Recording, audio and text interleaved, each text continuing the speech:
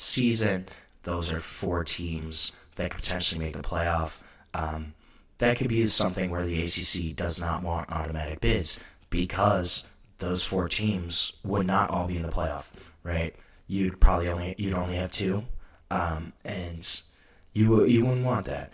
But just the volatility, I think, of college football in general, if you're a smaller school, if you're a smaller conference, it doesn't really make sense to want automatic bids, especially if you're a group of 5 program. If you think of, last season, there are a couple group of 5 teams that were kind of right up there.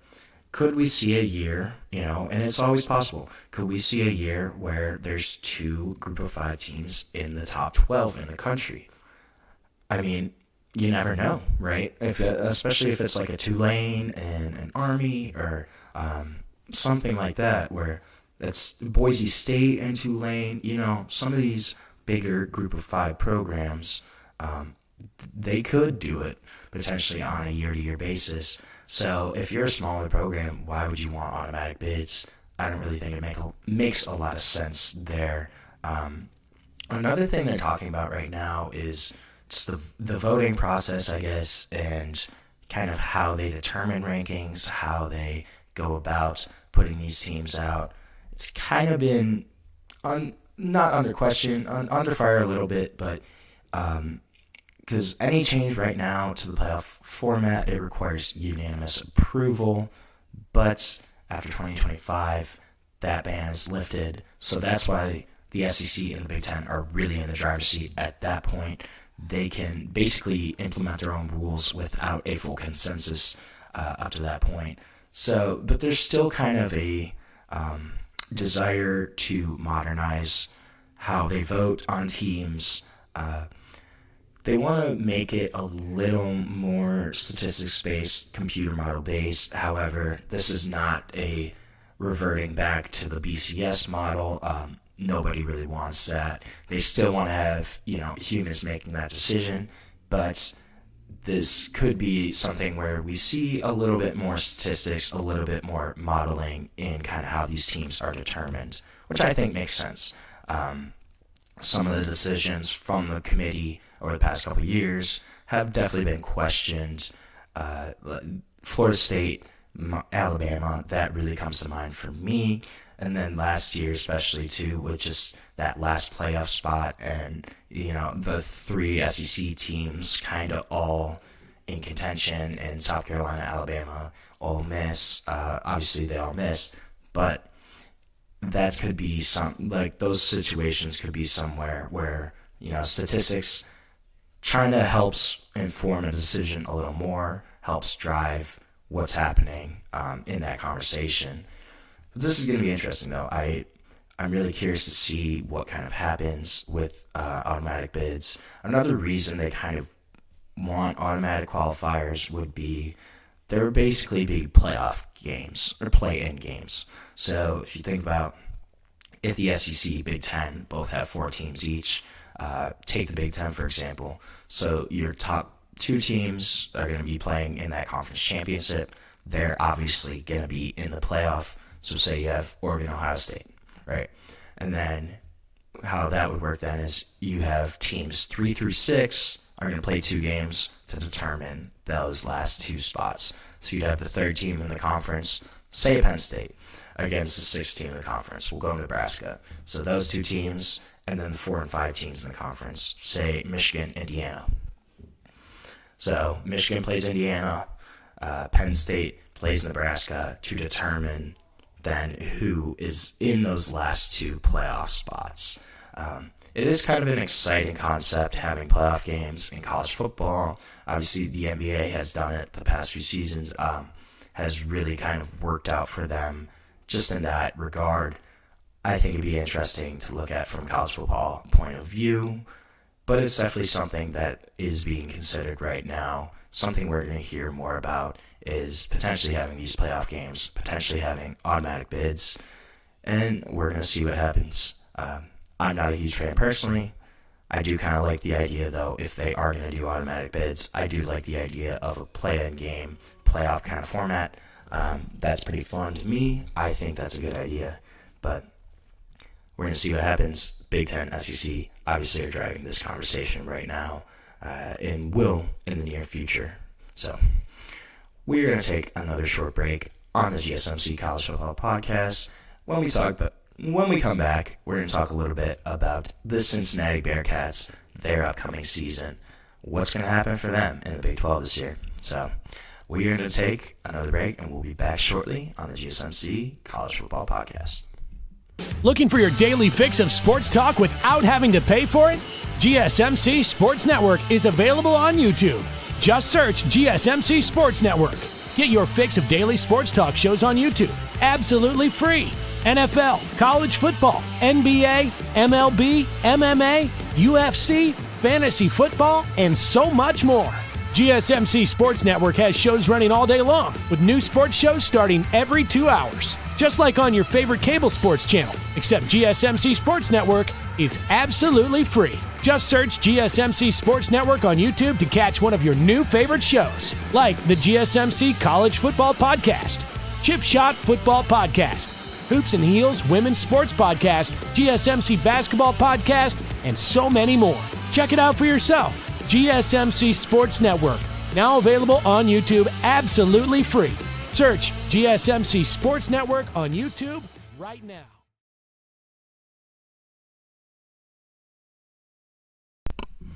Welcome back to the GSMC College Football Podcast. On today, Monday, April 21st, just talked a little bit about Nico Iamaleava, as well as the potential of automatic bids in the college football playoff. Now we're going to switch gears. We're going to do another season preview, and this time we're going to talk about the Cincinnati Bearcats. So, obviously, Cincinnati had a rough season last year, went 5-7 overall, 3 in conference, 3-6 in Big 12 conference play. So, not a great season. This is going to be year 3, I believe, under head coach Scott Satterfield, who took over after Luke Fickell left for Wisconsin.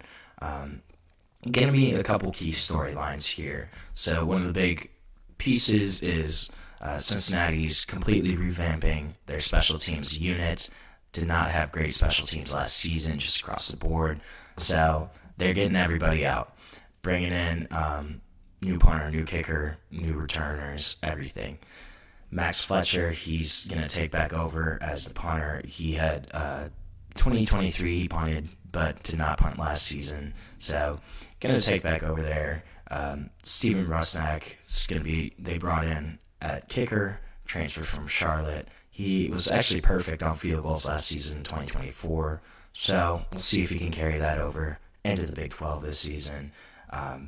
Kerry Coombs, he's gone, longtime coordinator there. So, this can be a big change just overall in how that unit kind of works. Another place I'm looking at is their running back spots. So Corey Kiner's gone, had a couple hundred carries last season, big piece of that offense. So this is basically going to be open competition, though.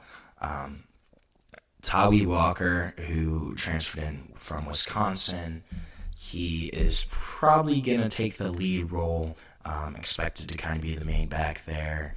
Chance Williams will also be in contention. And then there's Evan Pryor. Evan Pryor's really explosive player. Averaged 7.5 yards per carry last season. The only thing to look at with Pryor is he's really got a small frame, slight frame. So they kind of want to utilize him while still, giving him a decent workload, but not overloading him, not getting him hurt. That's going to be kind of interesting to see how they utilize Evan Pryor, because he obviously has the talent, has the ability to make some big plays, just explosive player for the Bearcats.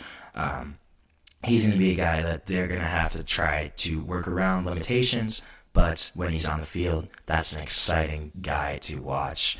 Also brought in a couple different coaches, Brad Glenn, Tyson Veit, just changed up their coaching staff a little bit, not a ton, but this is going to be an interesting spot. Restructuring their offensive line a little bit. So center Gavin Gerhardt, he's there. He's almost a coach for Cincinnati. Really, really a veteran leader on that offensive line. Has been there for 4 or 5 years now, and has started, for the most part, pretty much that entire time. Be a kid that's really going to be a leader on that offensive line. They also brought in Tarantayo. He's Ball State transfer. He was actually a center at Ball State, probably expected to shift over to guard. He did take a couple snaps at center in their spring game. I'm going to go over that in a minute. Left guard, it's also kind of contested right now.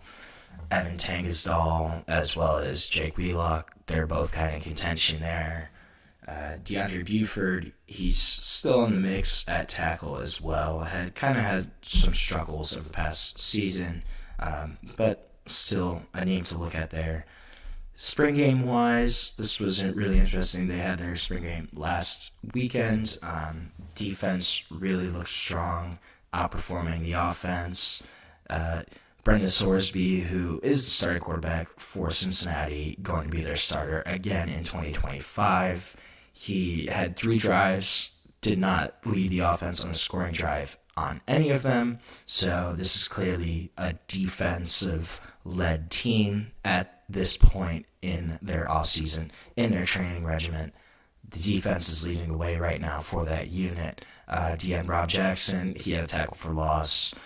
Daniel James broke up a pass. Tatum Barnes also had a pick and second pick of that week. But this is going to be a team, a unit that's going to be a little bit better, I think, than people realize. The backup quarterback, Brady Lichtenberg, he looked pretty good, actually. Had a touchdown pass to Jeff Caldwell. Chance Williams, also, who's probably going to be that third back, but could potentially be more of a number 2 back. He had a 45-yard touchdown run. And the new kicker, actually, Steven Rusnak, had multiple kicks beyond 45 yards that he drilled, hopefully bringing a little stability to that position. But this is going to be a really interesting group. Had a tough season last year. Really, Cincinnati's kind of been in a rut since Luke Fickell left. Has just in terms of players, in terms of kind of the scheme, as well as they jumped up to the Big 12 during that time. So, you have the transition time, and then you add in that time where you're in a brand new conference, you're in a power conference. That's going to be a big adjustment, especially after you lose some of your guys. But, it's not all doom and gloom in Cincinnati. Brendan Sorsby is back. He's really kind of been optimistic about this upcoming season, highlighted the team's growth, the new talent across the board, and just the importance of building on that season in the Big 12, kind of those experiences, taking them in and using them to improve for this upcoming season. He didn't have a bad year last year. Had 2,800 passing yards, 18 passing touchdowns, 7 interceptions, not great but not terrible. Completed 64% of his passes, but also was a dual threat guy, had 440 rushing yards, 9 rushing touchdowns on the season, so able to use and extend plays with his legs. But that's going to be a big thing for Brendan Sorsby this season, is just his ability to use his legs, extend plays. How they're going to kind of mesh on that offensive line remains to be seen. But the presence of Brendan Sorsby coming back for another year as a starter, that's really going to be key for this Cincinnati team. Gavin Gerhardt also kind of talked about he's got an extra year of eligibility this season, and he's really kind of said he's using it to mentor younger players, strengthen the cohesion across the offensive line, and that's going to be what he's going to do. He's going to be the anchor of that O-line. Everything's going to kind of move through him. But the fact that he is back for another season, that's really, really big for Cincinnati. Dante Corleone's another guy I'm looking at more on the defensive side of the ball, D-tackle, from Coleraine, which is right at Cincinnati High School. So stayed home to play for the Bearcats, and really has kind of rewarded them. Has been an all-conference selection multiple times over his career. This past season was all Big 12 first team. Honestly, did not have as great of a season statistically in 2024 as he had in 2022 or 3. but still really strong performer. 26 total tackles, 3.5 sacks.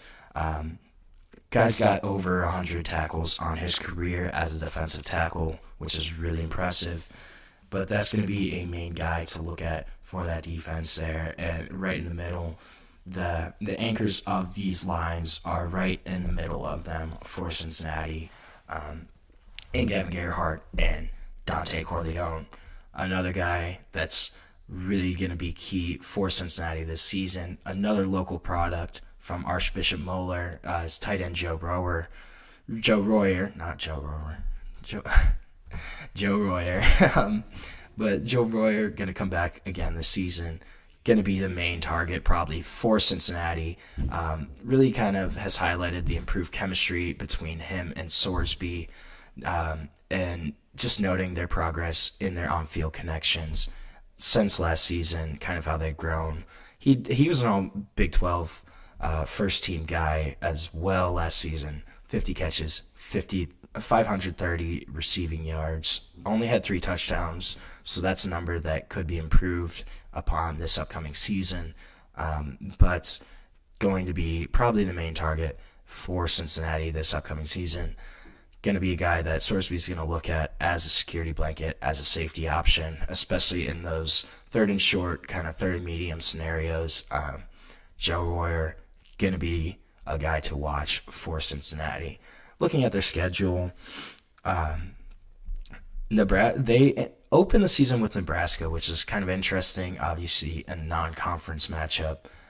That's going to be at Arrowhead, home of the Kansas City Chiefs. So neutral site game there. Going to be a tough one for Cincinnati. It's also going to be a Thursday night game, which is interesting. I don't love when college football plays on Thursday night, but that's my own point of view. Iowa State is at home this season. That's a really solid matchup for them. They do have to play at Utah. I think Utah is going to be much improved this season. Also have to go to Stillwater and play Oklahoma State, who also struggled last year. But I think Mike Gundy can right the ship there. Going to be much more competitive than they were this past season. They do have BYU at home, which that's really great for them. Struggled last season. BYU is going to be another contender for the Big 12 championship. I think they're going to have another really good year this upcoming season, but we'll see. And then TCU, they finish at TCU. TCU quietly won 9 games last season. Going to be better than people think. So this Cincinnati team, though, it's going to be another tough go for them, I think. The key here is try, I think, around 500, 7-5, potentially 8-4 if things kind of fall the right way. But I think that's probably going to be the ceiling for Cincinnati this season, is an 8-4 type season. But this is a team that, could improve and make a little bit more noise in the Big 12 than some people might think. So we're going to take another break on the show. When we come back, going to talk a little bit about Utah and the Utes and what's going on with their season. So we will be back shortly on the GSMC College Football Podcast.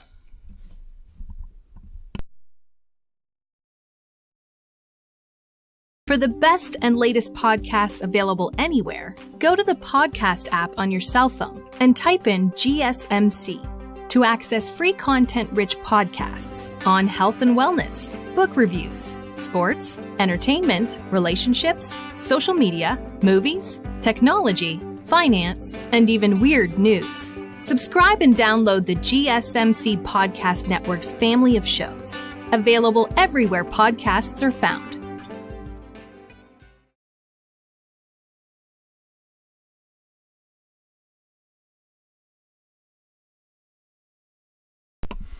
Welcome back to the GSMC College Football Podcast.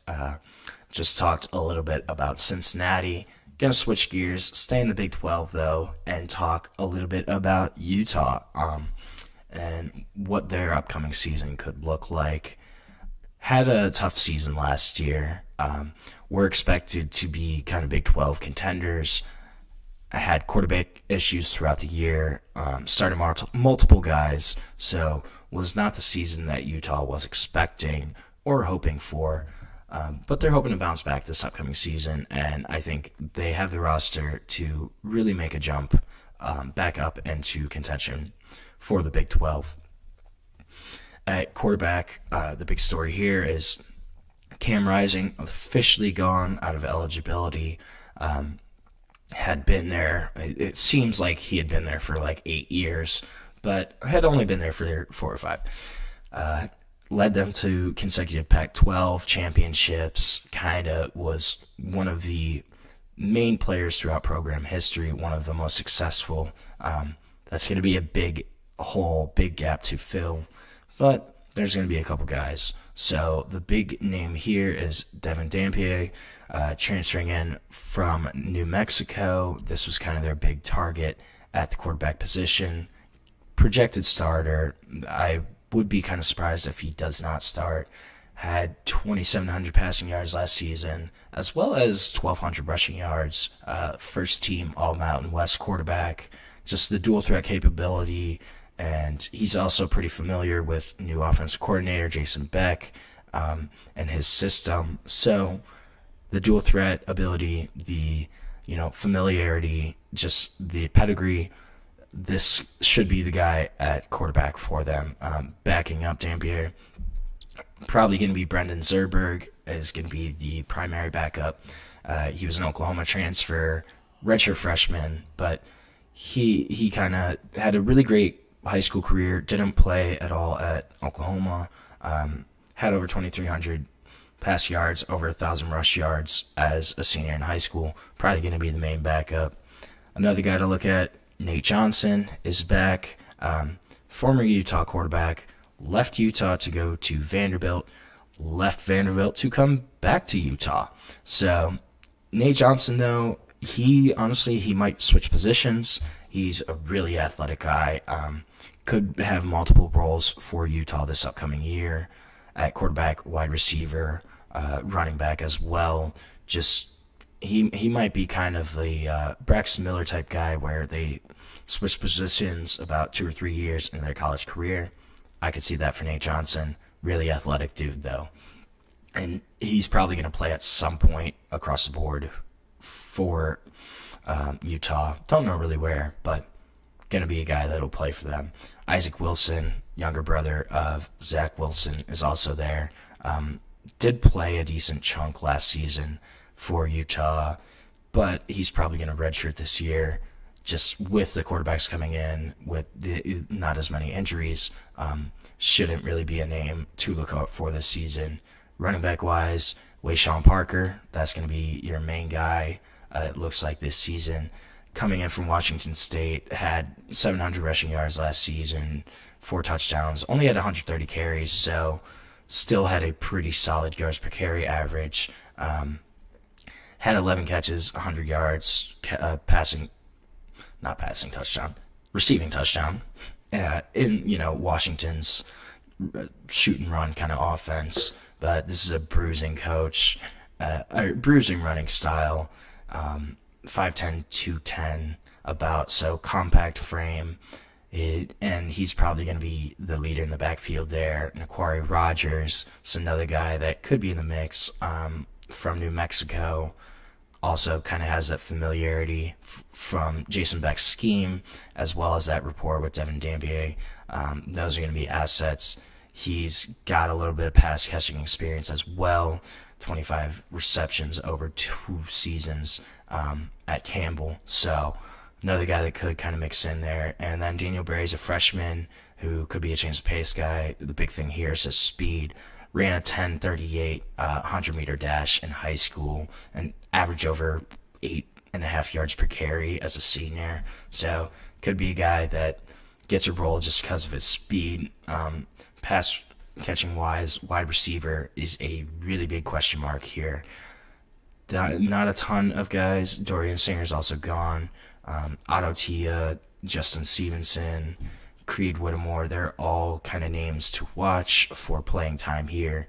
But this is a spot where it's going to be determined in camp and probably in the early weeks of the season who actually ends up playing, who gets catches and targets for Utah is going to be a big question mark.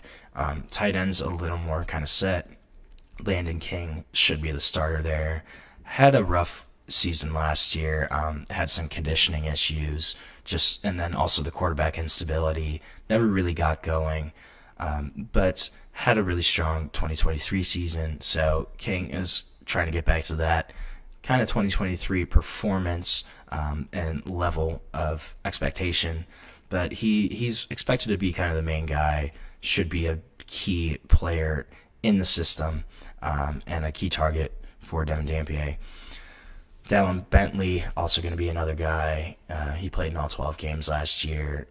Not a ton of stats-based info for Dallin Bentley, but still reliable, able to move well throughout the scheme. That's going to be a guy to look at. Offensive line, this is going to be a really big strength for Utah. They're going to return all 5 starters this season. Spencer Fano, that's the big name. First-team All-American this past season by PFF. Started 24 of 25 career games.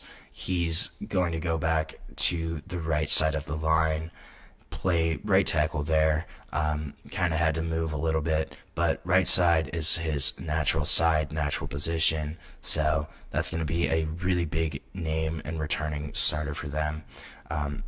They're Jaron Kump, also going to be a guy to look at, most seasoned player, 47 career games, 29 starts, and last member of the 2018 recruiting class, which is unbelievable that he has that many years of eligibility. Pretty crazy.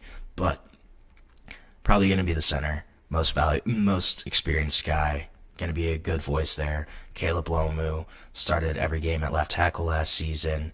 Going to be a guy to look out for as in year 2 as a starter at that spot.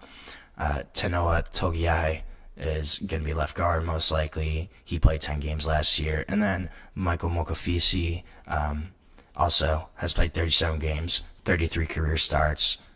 Going to be another guy. He kind of had some injury setbacks last season, but should be back right on that line. This is going to be a really strong unit for Utah, and I think a lot of their success on the offensive side of the ball will be based on what these guys can do. D-line is kind of going to be an interesting spot for them. Van Fillinger, Connor O'Toole are both gone, so this is going to be a younger group. A lot of promise, though. A place where they're looking for guys to step in at that role. Logan Fano is going to be the sole upperclassman. He's the sole upperclassman among defensive ends, which I thought was really interesting. He's going to be the leader of this group. Had a torn ACL in 2023, but played all 12 games last season. 35 tackles, 6.5 tackles for loss, 2.5 sacks, a couple different other stats, but going to be the main guy. Paul Fitzgerald is another guy to look at here. Transferred him from Utah State. Had a really strong 2023 season, but didn't really play that much in 2024. So we'll see how this kind of shakes out, but could be a guy that gets probably the first crack at that starting DN role just because of his previous production at Utah State in that 23 season. John Henry Daly is another guy, BYU transfer, played in the last 7 games of last season, had 3 tackles in the season finale against UCF. Could be another guy that's kind of rising. Jackson Jones, another guy. And then D-tackle-wise, Dallas Vakalahi is going to be probably the next guy up. You know, Utah's got a long history of defensive tackles. Is going to be a true sophomore. Played in 9 games as a true freshman. Started 3 of them. Led all Utah freshmen with 16 total tackles. Had 5.5 third down stops. This is going to be the next guy up to look for. But another veteran presence as Aliki Vimahi, veteran of the group. He's a senior. By the end of his sophomore game, By the end of his sophomore year, he'd already started 11 total games. since then. He's started in 2 games over the last 2 years, so hasn't played a lot. Only played 4 games during the 2024 season, but because of that, he took advantage of his red shirt. He redshirted last season, so this is going to be a guy that is the veteran on that defensive line, and probably going to be one of the main guys at defensive tackle for them. Linebacker, again, this is going to be a really great unit for Utah. Pretty established line. So Levani Damuni, he's transferring in from Stanford, or he did transfer in from Stanford. Had an immediate impact 2023, had 87 tackles, and then he was hurt for pretty much all last season. Had a lower leg injury, but expected to come back and kind of reclaim that mantle, that position of being at the top of that linebacker unit. Lander Barton, this is going to be another guy, was 2022 Pac-12 Defensive Freshman of the Year, had an injury in 2023, but played all 12 games last season, had 72 tackles, defended 6 passes, had 2 interceptions, had a fumble recovery.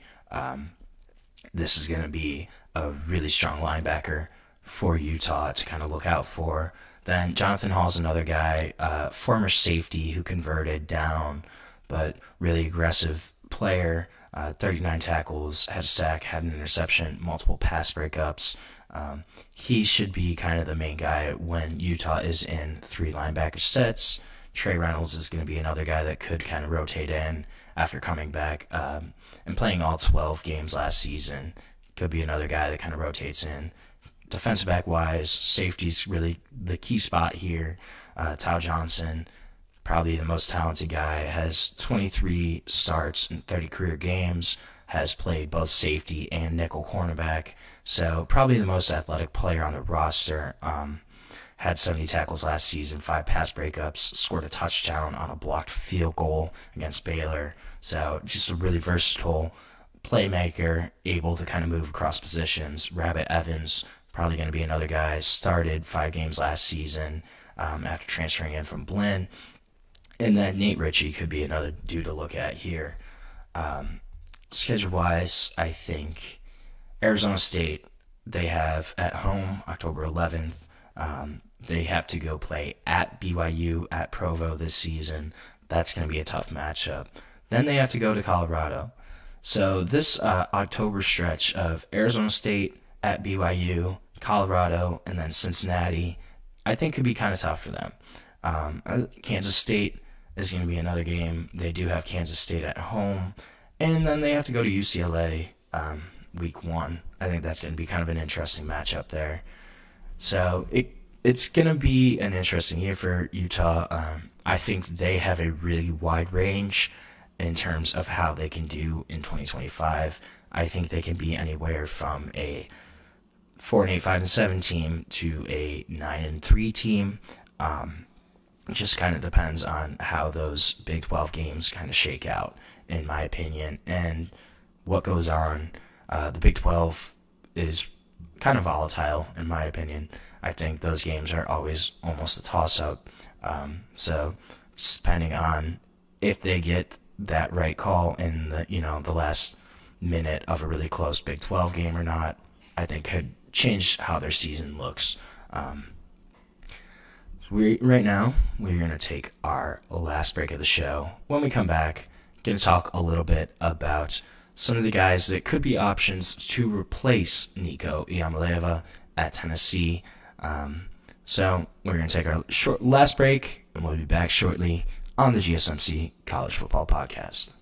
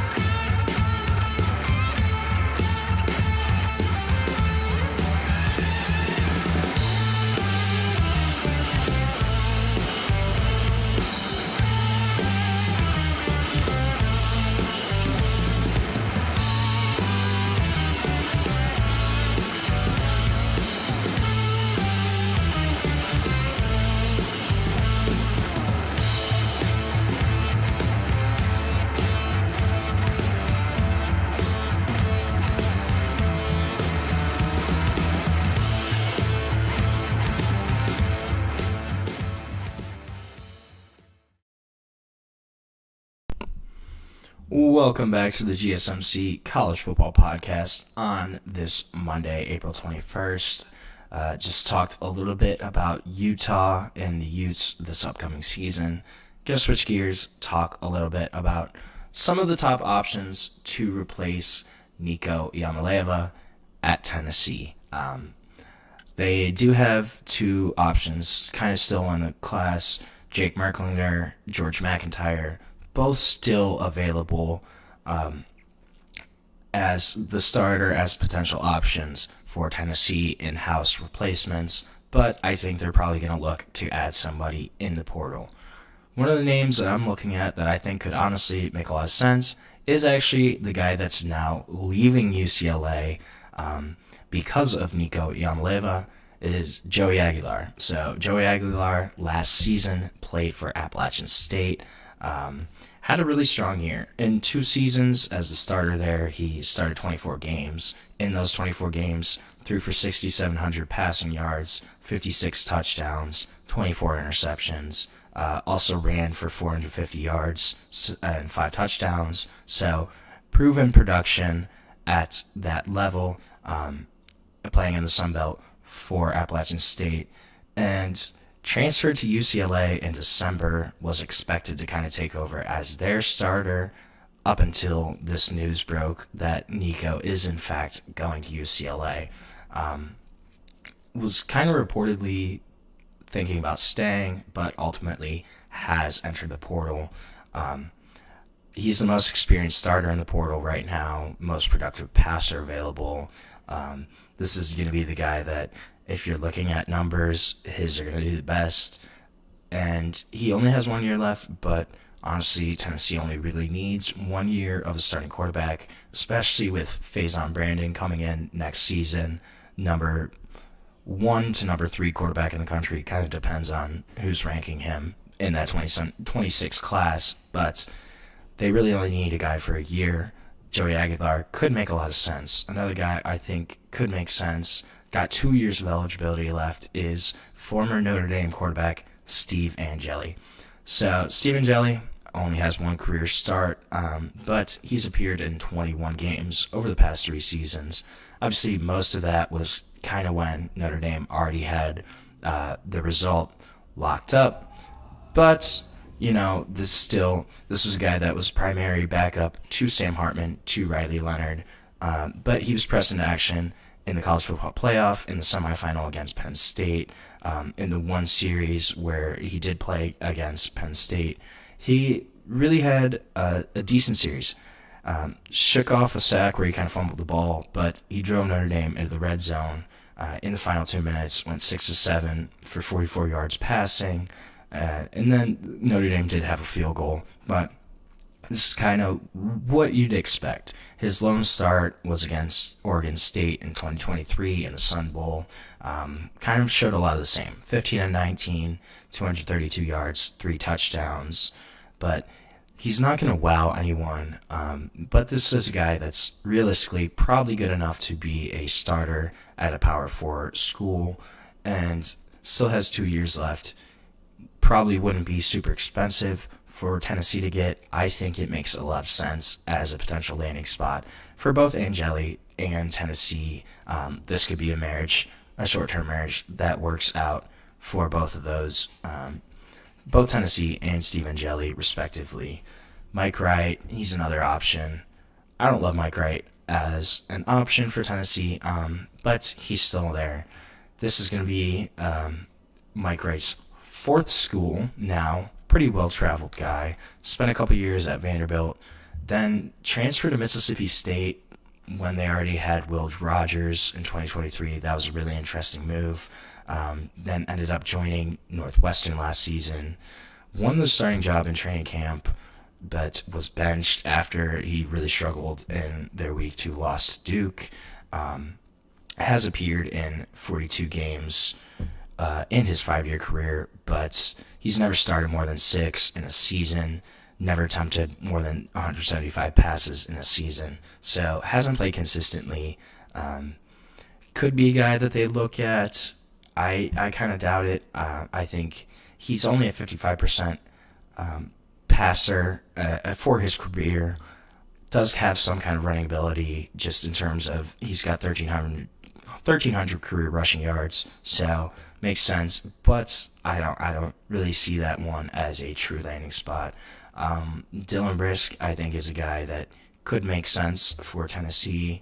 UCF quarterback, and he's younger than most of these other guys that are in the portal. Still has 3 years remaining. Little less experience, but did start the last 4 games of the season for UCF this past year. Best game came on November 2nd when they blew out Arizona. He threw for 294 yards, had 3 touchdowns, also ran for 55 yards.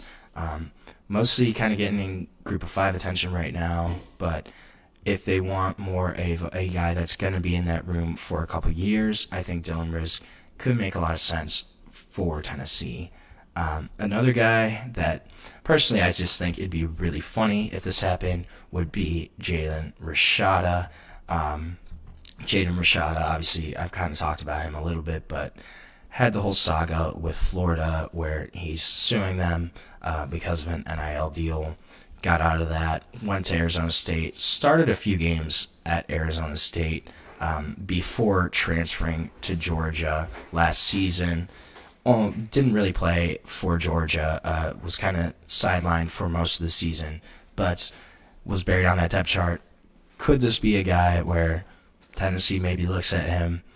I kind of doubt it. I think it'd be a really interesting option, though, just from the whole saga of, you got rid of Nico because of NIL deals, and Jaden Rashada also has his kind of own NIL saga, question mark, I guess.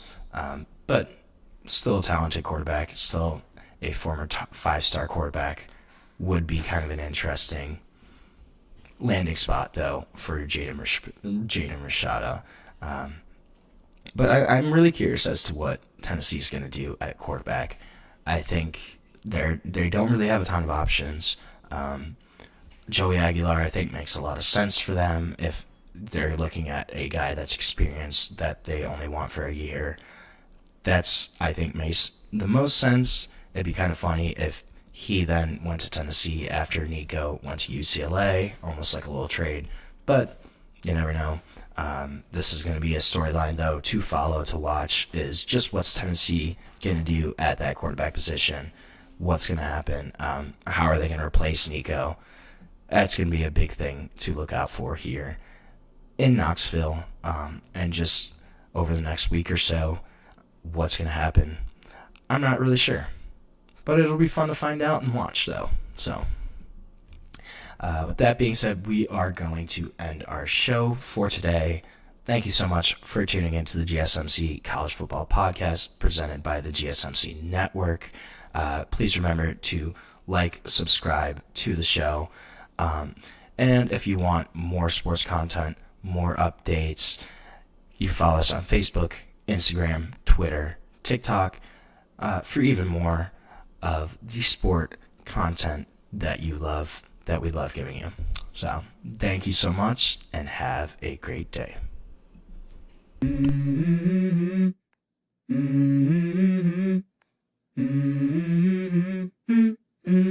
Let's go. I wake up to a little bit of drool on my pillow, feel like it's gonna be a bad day.